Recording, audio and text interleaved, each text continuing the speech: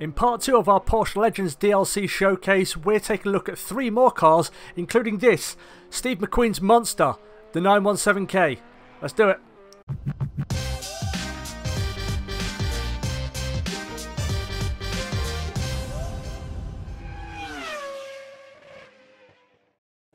What's going on, guys? My name is Matilio and welcome back to Project Cars 2 and part 2 of our Porsche Legends Pack DLC showcase. And this time around, the first car we're going to be driving for this video, because we're going to be driving another 3 of course, is this, the Porsche 917K. This was the car that was made famous in the Steve McQueen film Le Mans, and I believe his character binned it in that movie. Which was cool.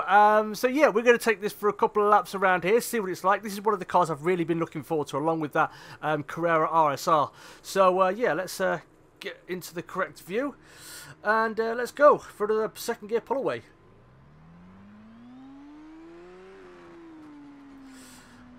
Okay, well, so first things first, steering is very light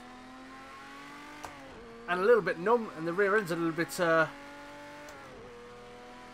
shaky, but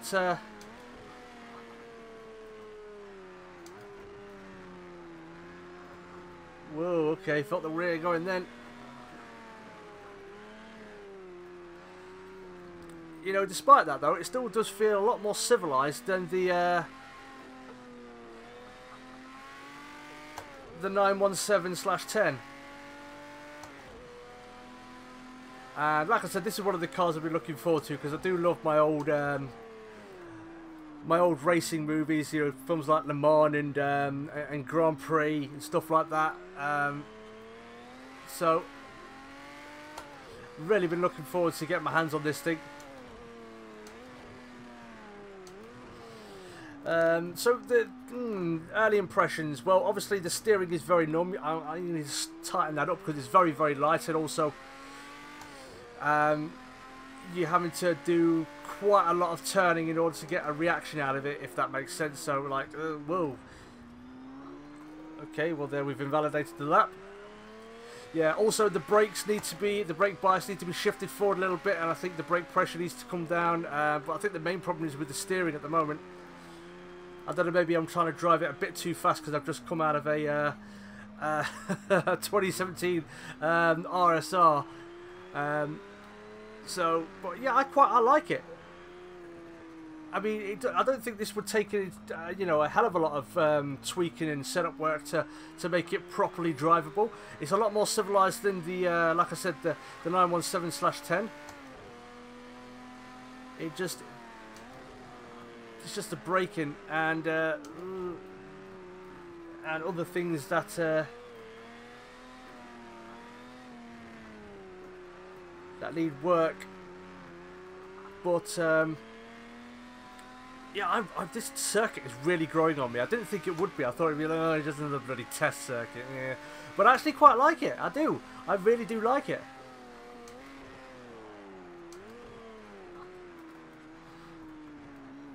But onto our second lap, and what will be our last lap, purely because, like I said, I've got a lot of videos to get through today, so I'm not going to be able to go for 4 or 5 laps around here.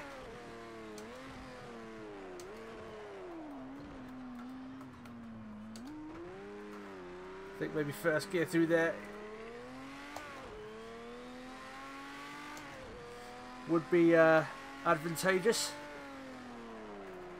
Well, okay, see what I mean? Oh, the back end, just the rears just lock up, so you're going to have to really change that bias.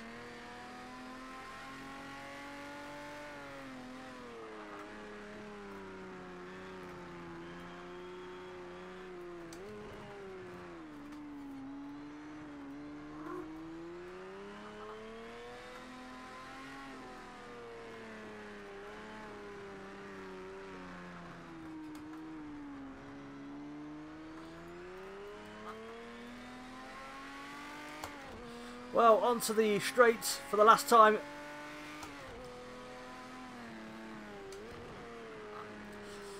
And yeah, so that was the 917K. Apologies for the driving, but yeah, this thing does need quite a bit of work, especially in the braking department, in my opinion.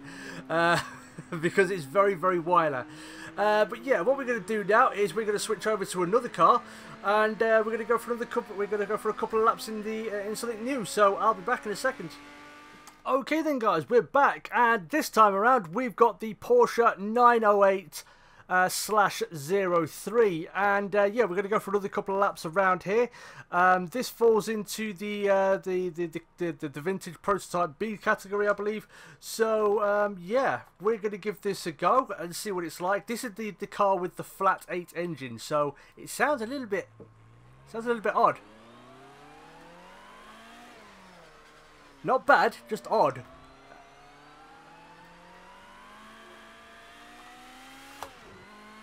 Well, let's go.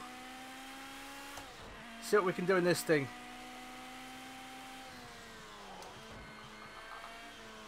Okay, probably braked a little bit too early for that one there.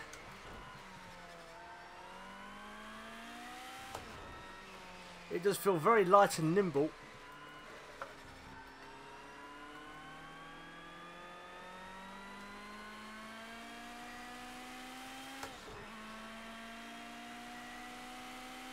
I'm quite liking it. The proof in the pudding is going to be coming down to this very deep braking zone. Right, well, while there was obviously a lot of locking, I think just maybe easing up on the brake pressure a little bit for this one.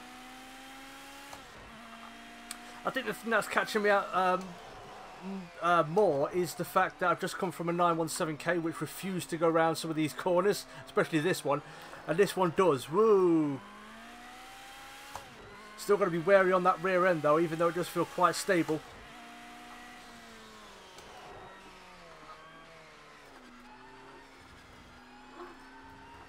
Still figuring out that chicane. Still figuring out most of this circuit, if I'm honest with you.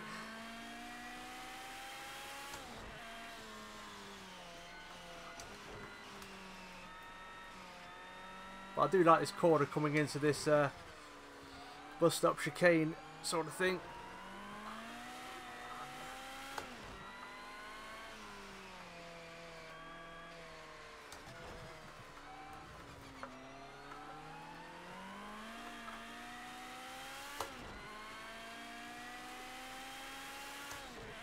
I do like this thing. It feels light and nimble.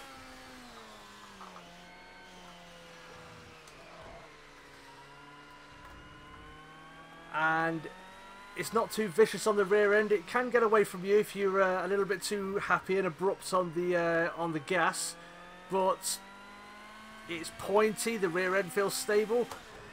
The braking is very good. I like it.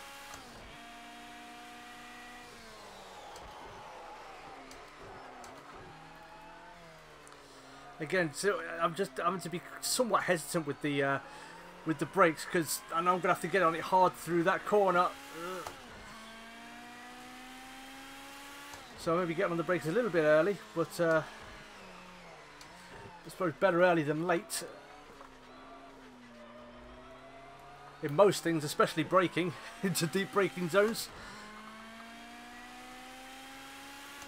But I like it, and the sound's going on me as well. Like I said, you don't really get many, from what I understand, flat 8 engines. There's a lot of flat 6s, of course, and there's a few flat 12s. I think there's a flat 12 featured in this DLC pack. In the I think the Can-Am Killer had a flat 12, or maybe the 917K that we just drove. But yeah, you don't see many flat 8s.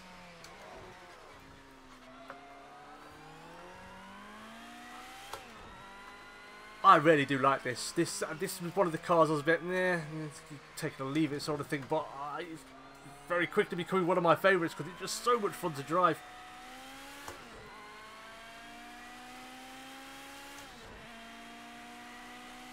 Okay then, well, we just done a 44.7, which is a pretty good time, I think.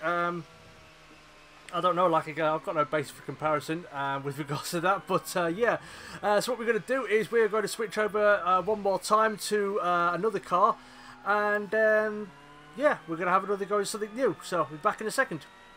Okay then guys, we're back for the last car of this video, and this time we've got the Porsche 935/78-81, the Moby Dick, I think it's called. And there's two cars. There's this one, and then there's also the other one, which is just the 935/78. Which again, in terms of stats, they're absolutely identical. There are a few differences with regards to the aesthetics. The ones I've noticed with the rear spoiler. But yeah, this is the last car we're going to drive today, so we're going to take it for a couple of laps and we're going to see what it's like. Because I do have a little bit of experience with the 935s, even though I drove the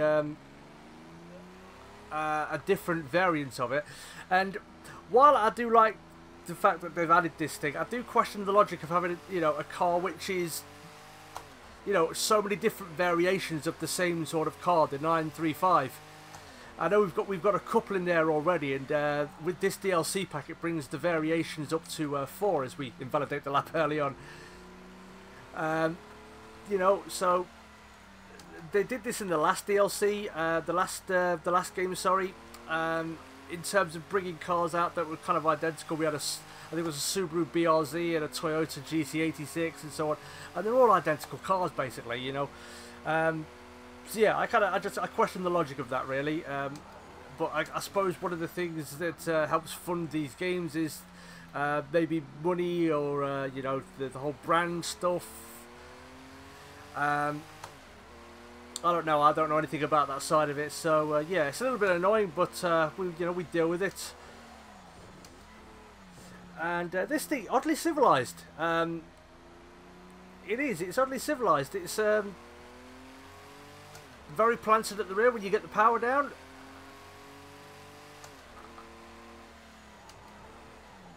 The brakes are very nice. Yeah, this car is, like I said, I was expecting it to be a lot worse, if I'm honest with you.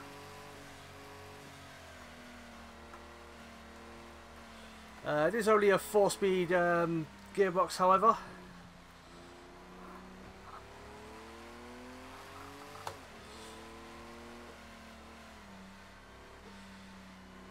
But yeah, we're going to have one more lap in this thing, and that'll bring the video to a close. So yeah, hopefully this time we're not going to invalidate the lap. Let's see what sort of time we can get. So we got a 45. Let's see if we can't get a 44.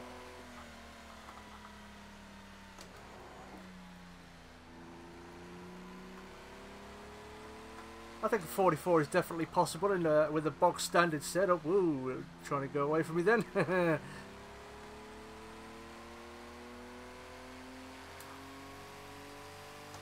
But yeah, the last 935 Porsche that I drove was very much a bit of a snarling beast, if I'm honest with you.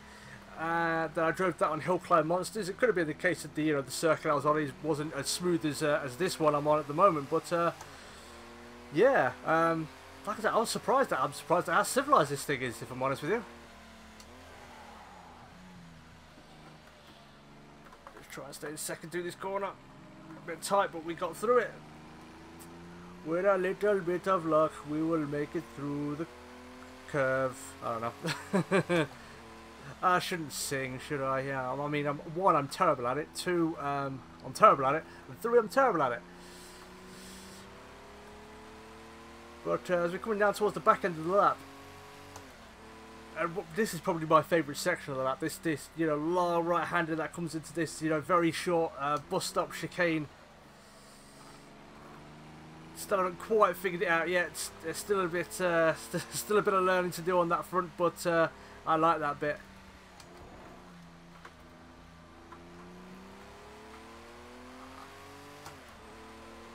Right then, let's see if we can't get that 44. Oh, it's a 43.5. That's a pretty good time, I think. I don't know. I could be wrong. But yeah, guys, that is the end of this video.